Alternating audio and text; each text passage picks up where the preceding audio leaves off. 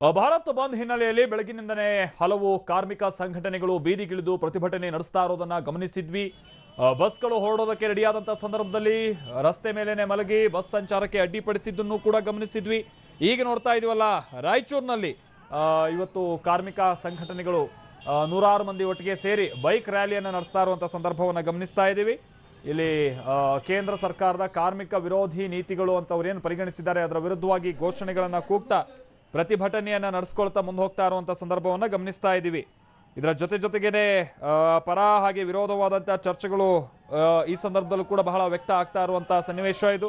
ಇದರ ಜೊತೆಗೇನೆ ರಾಯಚೂರಿನಲ್ಲೂ ಕೂಡ ಬಹುತೇಕ ಅಂಗಡಿ ಮುಂಗಟ್ಟುಗಳು, ಅದರಲ್ಲೂ ಮುಖ್ಯ ರಸ್ತೆಯಲ್ಲಿರುವಂತಹ ಅಂಗಡಿ ಮುಂಗಟ್ಟುಗಳು ಬಹುತೇಕ ಮುಚ್ಚಿದಂತಹ ಸ್ಥಿತಿಯಲ್ಲೇ ಕಂಡು ಬರ್ತಾ ಇದೆ. ವಾಹನ ಸಂಚಾರ ಕೂಡ ಬಹಳ ವಿರಳವಾಗಿದೆ. ನಾವು ಕೂಡ ಅದನ್ನು ಗಮನಿಸ್ತಾ ಇದ್ವಿ ರಾಯಚೂರಿನ ಮುಖ್ಯ ರಸ್ತೆಗಳಲ್ಲಿ. ಬಟ್ ಖಾಸಗಿ ವಾಹನಗಳು ಎಂದಿನಂತೆ ಪ್ರಯಾಣ ನಡೆಸ್ತಾ ಇರೋದನ್ನ ಕೂಡ ನಾವಿಲ್ಲಿ ನೋಡ್ತಾ ಇದ್ದೀವಿ. ಬಟ್ ಏನು ಸರ್ಕಾರಿ ಬಸ್ ಸೇವೆಗಳು ಯಾವುದು ಕೂಡ ಇದ್ದಂತೆ ಕಂಡು ಬರ್ತಾ ಇಲ್ಲ. ಪೊಲೀಸರ ಬಿಗಿ ಭದ್ರತೆಯಲ್ಲೇ ಈಗಲೂ ಕೂಡ ಈ ರ್ಯಾಲಿ ಎಲ್ಲ ಸಾಗ್ತಾ ಇರೋದನ್ನ ಗಮನಿಸ್ತಾ ಇದ್ದೀವಿ.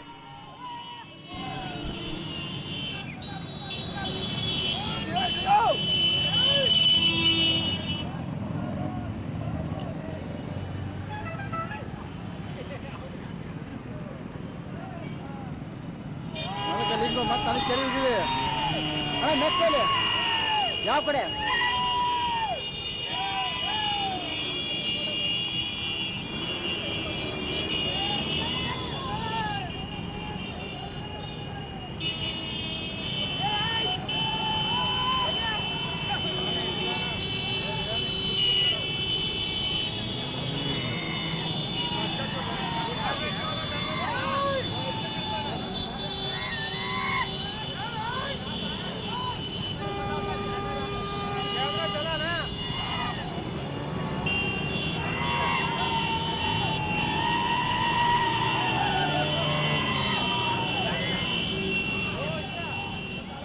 ರಾಯಚೂರಿನ ವಿಚಾರಕ್ಕೆ ಸಂಬಂಧಪಟ್ಟಂತೆ ನಮ್ಮ ಪ್ರತಿನಿಧಿ ಸಿದ್ದು ಬಿರಾದಾರ್ ಮತ್ತಷ್ಟು ಮಾಹಿತಿಯನ್ನು ಕೊಡ್ತಾರೆ. ನಮ್ಮ ಜೊತೆಗೆ ಅಲ್ಲಿಂದ ನೇರ ಸಂಪರ್ಕದಲ್ಲಿ ಜಾಯ್ನ್ ಆಗ್ತಾ ಇದ್ದಾರೆ. ಸಿದ್ದು ಬಿರಾದಾರ್, ಬಹಳ ದೊಡ್ಡ ಮಟ್ಟದಲ್ಲಿ ಪ್ರತಿಭಟನೆ ರ್ಯಾಲಿ ಎಲ್ಲ ಸಾಗ್ತಾ ಇದೆ ಅಂತ ಕಾಣಿಸುತ್ತೆ.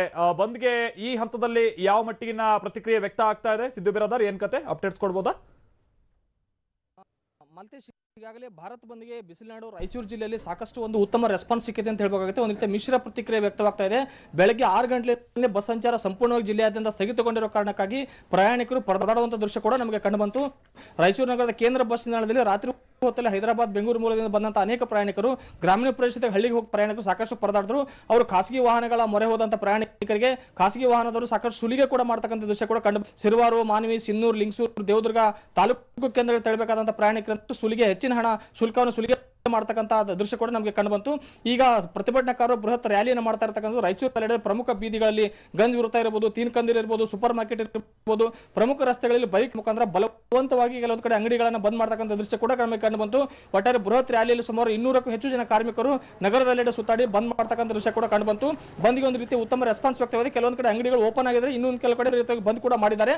ಬಸ್ ಸಂಚಾರ ಸಂಪೂರ್ಣ ಸ್ಥಗಿತಗೊಂಡಿರೋ ಕಾರಣಕ್ಕಾಗಿ ಸ್ವಲ್ಪ ಪ್ರಯಾಣಿಕರು ಪರದಾಡಿರ್ತಕ್ಕಂಥದ್ದು. ಅದರ ಜೊತೆಗೆ ಅಂಚೆ ಇಲಾಖೆ ಕೂಡ ನೌಕರರು ಮುಷ್ಕರದ ಬಿಸಿ ತಡೆಯಬೇಕಾಗ್ತದೆ. ಅಂಚೆ ನೌಕರರು ಮುಷ್ಕರದ ಭಾಗವಹಿಸಿರೋ ಕಾರಣಕ್ಕಾಗಿ ಸಾಕಷ್ಟು ಅಂಚೆ ಮೂಟೆಗಳು ಅಂಚೆ ಕಚೇರಿಯಲ್ಲಿ ಕೂಡ ಅನಾಥ ಬಿದ್ದಿರತಕ್ಕಂಥ ಟಿವಿ ನಾನು ಈಗಾಗಲೇ ಬಹಿರಂಗಪಡಿಸಿರ್ತಕ್ಕಂಥದ್ದು. ಅದರ ಜೊತೆಗೆ ಸಾಕಷ್ಟು ಜನ ಪ್ರಯಾಣಿಕರು ಪರದಾಡ್ತಿದ್ದಾರೆ. ಇನ್ನು ಬೈಕ್ ರ್ಯಾಲಿ ಮಾಡಿದಂಥ ಸಂದರ್ಭದಲ್ಲಿ ಅನೇಕ ಪ್ರತಿಭಟನಾತ್ಮಕವಾಗಿ ಕೆಲವೊಂದು ಅಂಗಡಿ ಮುಂಗಟ್ಟನ್ನು ಬಂದ್ ಮಾಡೋದಕ್ಕೆ ಸಾರ್ವಜನಿಕರು ಕೂಡ ವಿರೋಧ ವ್ಯಕ್ತಪಡಿಸಿದಂಥ ದೃಶ್ಯಗಳು ಕೂಡ ನಮಗೆ ಕಂಡು ಬಂದಿದ್ದಾರೆ. ಓಕೆ ಸಿದ್ದು ಬ್ರದರ್, ಇನ್ನೊಂದು ವಿಚಾರ, ಮಧ್ಯಾಹ್ನ ನಂತರದಲ್ಲಿ ಏನಾದರೂ ಪರಿಸ್ಥಿತಿ ಸುಧಾರಿಸಬಹುದು ಅನ್ನುವಂಥ ರೀತಿಯಲ್ಲಿ ಅನಿಸ್ತಾ ಇದೆಯಾ? ಬಸ್ ಸಂಚಾರ ಏನಾದ್ರು ಆರಂಭ ಆಗ್ಬೋದು, ಮತ್ತೆ ನಾಳೆನೂ ಕೂಡ ಬಂದ್ಗೆ ಕರೆ ಕೊಟ್ಟಿದ್ದಾರೆ.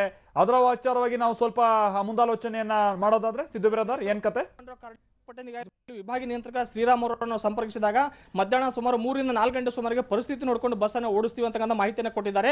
ಈಗಾಗಲೇ ಬಸ್ ಸಂಚಾರ ಸಂಪೂರ್ಣ ಸ್ಥಗಿತಗೊಳಿಸಲಾಗಿದೆ, ಸುರಕ್ಷಿತ ಸ್ಥಗಿತಗೊಳಿಸಲಾಗಿದೆ. ಪೊಲೀಸ್ ಬಿಗಿ ಹಾಗೊಂದು ಪರಿಸ್ಥಿತಿ ಮತ್ತಷ್ಟು ಬಿಗಡ ಸಾಧ್ಯತೆ